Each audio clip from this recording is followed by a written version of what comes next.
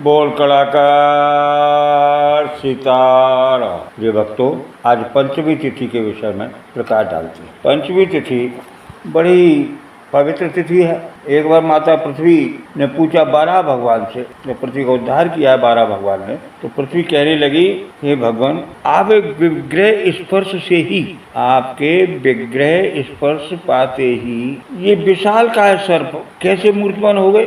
जब भगवान 12 पृथ्वी को लेकर आ रहे थे हिरण्याक्ष को मारकर, तो भगवान का स्पर्श नाक से हुआ। नाक का शरीर विशाल काय हो गया। तो पृथ्वी माता को संदेह हुआ। पृथ्वी माता ने पूछी, महाराज, आपका विग्रह स्पर्श करते ही ये नाग विशालकाय कैसे हो गए। तो 12 भगवान कहने लगे, वसुंधरे, गणपति के जन्म का वृतांत सुनने के बाद राजा प्रजापाल ने यही प्रश्न महात्मा महातपाजी से पूछा था। तो महातपाजी ने जो प्रजापाल से कहा, तो वसुंधरे मैं तुम्हें सुनाता हूँ। मुनिवर महर्षि मरीच ब्रह्मा जी के प्रथम मानस पुत्र थे, और मरीच के ही पुत्र हुए हैं कश्यप जी। कश्यप को दक्ष की सुकन्या कद्रु कश्यप को ब्याही थी। कद्रु के नाग उत्पन्न हुए। तो कद्रु दक्ष की पुत्री थी। तो उनके प्रथम पुत्र हुआ अनंत, वासुकी, महाबली, कंबल, करकोटक, पद्म, महापद्म, शंख, कुलिक और पापराजल।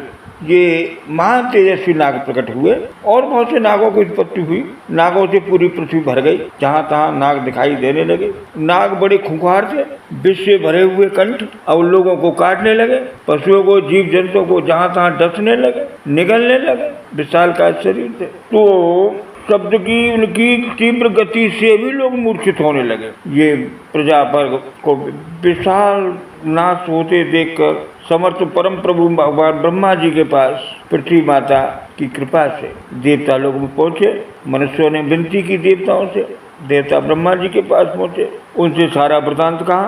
भगवान ब्रह्मा जी कहने लगे, आप में असीम शक्ति है, तीखे दांतों वाले सर्पों के आप हमारी रक्षा करें। इस प्रकार से विनती ब्रह्मा जी की इन सर्पों से हमारा सृष्टि का संहार हो रहा है, कोई ऐसा उपाय करे महाराज जिससे ये शांति हो और ये कष्ट दूर हो जाए। ब्रह्मा जी कहने लगे, प्रजापालो, तुम घबरा गए हो, मैं तुम्हारा अवश्य कोई न कोई उपाय करूँगा।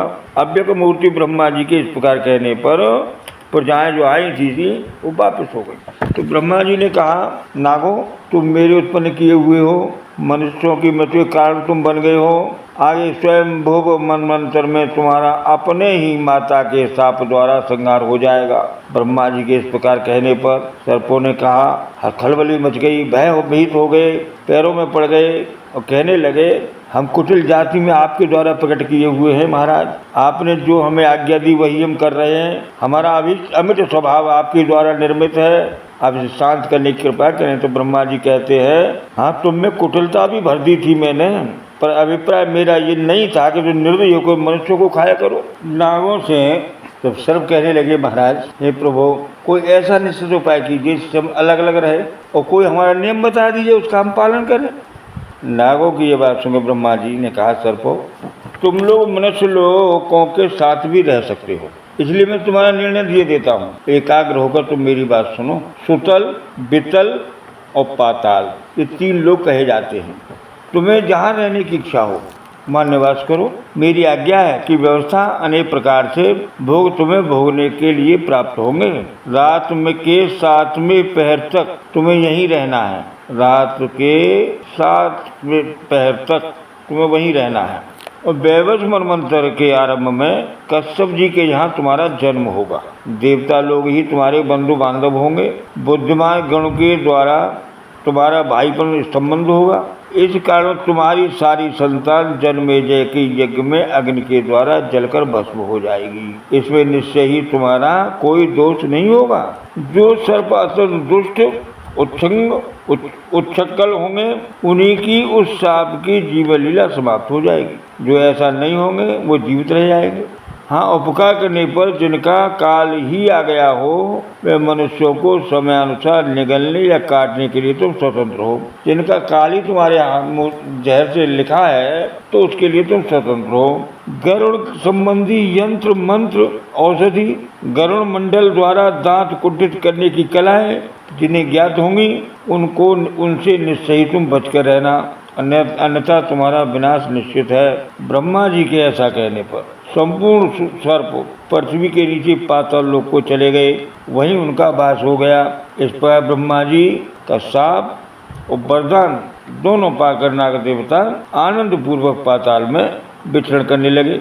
ये सारी कथा महानुभावों के साथ जो हुई पंचमी तिथि के दिन घटित हुई। अतः यह तिथि धन्य, धान्य, प्रिय, पवित्र, संपूर्ण पापों का संहारक सिद्ध हो गई। इस तिथि में जो खट्टे पदार्थ का भोजन का परित्याग कर देता है और दूध से नागों को स्नान कराता है या पेय पीने के लिए रख देता है, सर्प उसके मित्र बन जाते हैं। ऐसे मनुष्य को सर्प का दंश नहीं होता है। इस प्रकार नाग देवताओं के उद्धार की, नाग देवताओं के निवास स्थान की तिथि ब्रह्मा जी ने नियुक्त की, जो पंचमी को दूध के आहार से सर्पों को स्नान और भोग लगाकर प्राप्त करते हैं।